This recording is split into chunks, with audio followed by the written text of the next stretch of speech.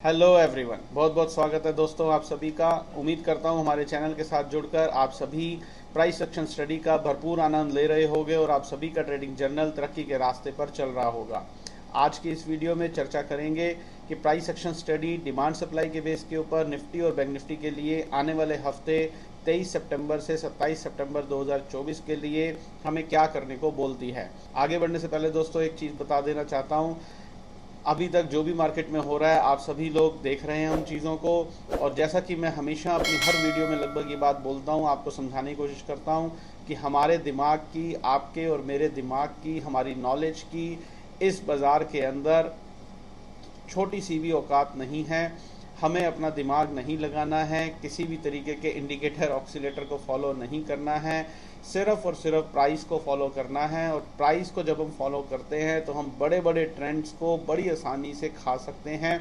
और आप लोग जो हमारे चैनल के साथ जुड़े हुए हैं और ख़ासकर जो हमारे स्टूडेंट्स हैं वो लोग ये चीज़ देख रहे हैं कि 20-21 हज़ार से निफ्टी चलती हुई आज लगभग हम 26,000 स्पॉट निफ्टी लेवल के आसपास पहुंच चुके हैं। और ये 5,000 पॉइंट की रैली के बीच में, ये पिछले 4-5 महीने में ये जो 5,000 पॉइंट की रैली आई, इस दौरान बहुत बार हमने देखा कि आरएसआई नाम का बहुत ही भारी भयंकर इंडिकेटर जिसकी बहुत मान्यता है वो कई बार 60-70 तक पहुंच गया, लेकिन प्राइस नीचे नहीं आया।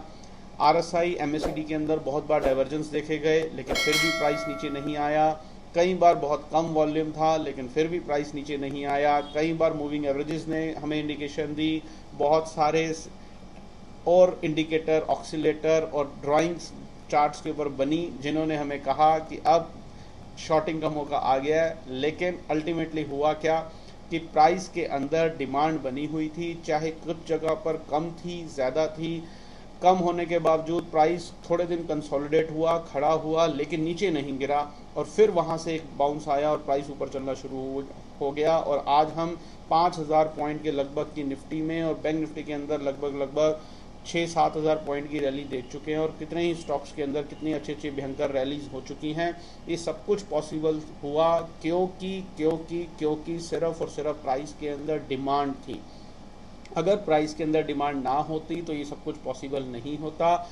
प्राइस के अंदर डिमांड होने की वजह से ही प्राइस यहाँ तक पहुँचा है। सारे इंडिकेटर, ऑक्सीलेटर, मूविंग एवरेजेस और पता नहीं लटरम बटरम टेक्निकल के नाम पर हम लोग क्या क्या देखते हैं। लोग बहुत सी उम्मीदें लगाकर आज भी बैठे हैं कि 2,000 पॉइंट बाजार फिर से गिर जाएगा, 4,000 पॉइंट गिर जाएगा, 26,000 का टॉप लग गया, बहुत हो गया। लेकिन क्या हो रहा है आप और हम सब जानते हैं। तो मैं एक ही बात नेट शेल में यही कहना चाहूँगा कि फिर से एक बार यही साबित हुआ कि प्राइस के अंदर डिमांड बनी हुई थी, इसलिए प्राइस ऊपर गया और कोई इंडिकेटर ऑक्सीलेटर काम नहीं आया। और प्राइस के अंदर जब तक डिमांड रहेगी प्राइस ऊपर जाता रहेगा और जिस दिन सप्लाई पैदा होगी उसी दिन प्राइस गिरेगा, उससे पहले नहीं गिरेगा। तो सबसे इम्पॉर्टेंट चीज़ क्या है कि प्राइस के अंदर हमें डिमांड और सप्लाई देखनी आनी चाहिए। और डिमांड और सप्लाई को देखने के लिए हमें किसी भी तरीके के इंडिकेटर, ऑक्सीलेटर, वॉल्यूम और इस सब आलतू फालतू चीज़ों की ज़रूरत नहीं है। सिर्फ और सिर्फ करंट मार्केट प्राइस को देखना है और उसको देखकर हम क्लियर कट पता लगा सकते हैं कि प्राइस के अंदर क्या हो रहा है। और सबसे इम्पोर्टेंट चीज़ कि अपना दिमाग तो बिल्कुल भी नहीं लगाना है। हमारे दिमाग की दोस्तों कोई वैल्यू नहीं है। जो कुछ है प्राइस को फॉलो करना है और उसके साथ चलते चले जाना है। यदि पैसा बनाना है तो ईगो को सेटिस्फाई करना है, तीन तुक्के मारने हैं, छोटी मोटी बढ़त और घटत का स्वाद लेना है, एक बात दूसरी है। लेकिन अगर बड़ा पैसा बनाना है, ट्रेंड के साथ चलना है, प्राइस के साथ चलना है, तो सिर्फ और सिर्फ डिमांड या सप्लाई ही काम आएगी और कुछ काम नहीं आएगा। आइए अब चलते हैं अपने मेन टॉपिक की तरफ और बात करते हैं कि निफ्टी और बैंक निफ्टी के अंदर क्या हुआ और अब प्राइस आने वाले हफ्ते के लिए हमें क्या बोल रहा है। सबसे पहले बात कर लेते हैं निफ्टी की। निफ्टी के लिए हम अपनी लास्ट वीडियो में यही बात करके गए थे कि 6 सितंबर 2024 के ट्रेडिंग सेशन में थोड़ी बहुत सप्लाई दिखाने के बाद प्राइस के अंदर वो सप्लाई टिक नहीं पाई और 12 सितंबर 2024 के ट्रेडिंग सेशन में 25,200 स्पॉट निफ्टी लेवल के आसपास प्राइस के अंदर फिर से एक बार डिमांड दिखी। और उसी डिमांड के कारण हम लास्ट वीडियो में ये बात करके गए थे कि प्राइस एक्शन स्टडी हमें ये बोलती है कि हमें बाय ऑन डिप्स की स्ट्रेटजी बनानी चाहिए, लॉन्ग्स को होल्ड करके चलना चाहिए। और उसी डिमांड के बलबूते पर हमने देखा कि फ्राइडे को निफ्टी के अंदर सारी न्यूज़ को फैक्टर इन करने के बाद प्राइस के अंदर एक नया लाइफ टाइम हाई बना और निफ्टी 25,800 स्पॉट निफ्टी लेवल के आसपास बंद होने में कामयाब रहा। अब आने वाले हफ्ते 23 सितंबर से 27 सितंबर 2024 के लिए निफ्टी का प्राइस एक्शन हमें क्या करने को बोलता है। कोई खास मेजर चेंज नहीं है दोस्तों। निफ्टी का प्राइस एक्शन डिमांड सप्लाई के बेस के ऊपर बड़ा क्लियरली अभी भी हमें यही बोलता है कि हमें बाय ऑन डिप्स की स्ट्रेटजी अपनानी चाहिए, लॉन्ग्स को होल्ड करके चलना चाहिए जब तक last demand zone, last demand area 25,400 spot Nifty का लेवल जिंदा है, या फिर ये लेवल जब तक एक अच्छी खासी सप्लाई के साथ ना ब्रेक हो जाए तब तक हमें बाय ऑन डिप्स की स्ट्रेटजी अपनानी चाहिए, लॉन्ग्स को होल्ड करके चलना चाहिए। किसी भी वजह से प्राइस यहाँ से नीचे आए, वो एक अगर प्रॉफिट बुकिंग हो तो उस प्रॉफिट बुकिंग को एक बाइंग अपॉर्चुनिटी मानना चाहिए, और जब भी कभी प्राइस फिर से एक यू टर्न ले सफिशिएंट डिमांड के साथ तो हमें अपने लॉन्ग्स में और एड ऑन्स करने चाहिए। ऐसा प्राइस एक्शन स्टडी हमें बोलती है, सिर्फ और सिर्फ डिमांड सप्लाई के बेस के ऊपर। अब प्राइस यहाँ से 30,000 जाएगा, 26,200 जाएगा, वापस घूम जाएगा, फिर से वही कहूँगा, दिमाग नहीं लगाना है, वो जो भी कुछ होगा अपने आप प्राइस के अंदर दिख जाएगा। अकॉर्डिंगली हम अपना कोर्स ऑफ एक्शन करेंगे, क्योंकि हमें डिमांड सप्लाई को देखना आता है।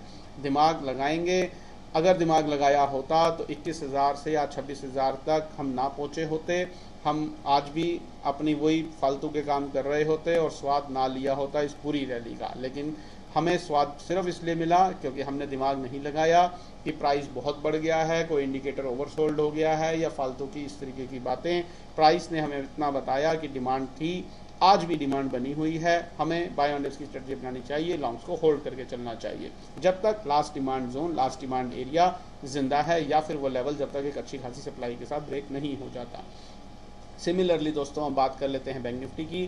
बैंक निफ्टी के अंदर भी हम अपनी लास्ट वीडियो में यही बात करके गए थे कि 50,800 से 51,200 इस 400 पॉइंट की रेंज के बीच में प्राइस के अंदर अच्छी खासी डिमांड देखी गई 12 सितंबर 13 सितंबर 2024 के ट्रेडिंग सेशंस में, और प्राइस एक्शन स्टडी उसी डिमांड के बेस के ऊपर हमें ये बोलती थी कि हमें बाय ऑन डिप्स की स्ट्रेटजी बनानी चाहिए, लॉन्ग्स को होल्ड करके चलना चाहिए। ये बात हम अपनी पिछली वीडियो में कर करके गए थे, और उसी डिमांड के बलबूते पर हमने इस हफ्ते लगभग 2,500 पॉइंट की रैली देखी और हमने 54,000 स्पॉट बैंक निफ्टी लेवल के आसपास को छुआ फ्राइडे के ट्रेडिंग सेशन में। और अभी भी प्राइस एक्शन स्टडी हमें यही बोलती है कि हमें बाय ऑन डिप्स की स्ट्रेटजी अपनानी चाहिए, लॉन्ग्स को होल्ड करके चलना चाहिए जब तक last demand zone, last demand area 52,800 52,800 spot bank Nifty का लेवल जिंदा है, या फिर ये लेवल जब तक एक अच्छी खासी सप्लाई के साथ ना ब्रेक हो जाए तब तक हमें बाय ऑन डिप्स की स्ट्रेटजी अपनानी चाहिए, लॉन्ग्स को होल्ड करके चलना चाहिए। नेचुरली प्राइस इतना बड़ा है, इसके अंदर प्रॉफिट बुकिंग होगी।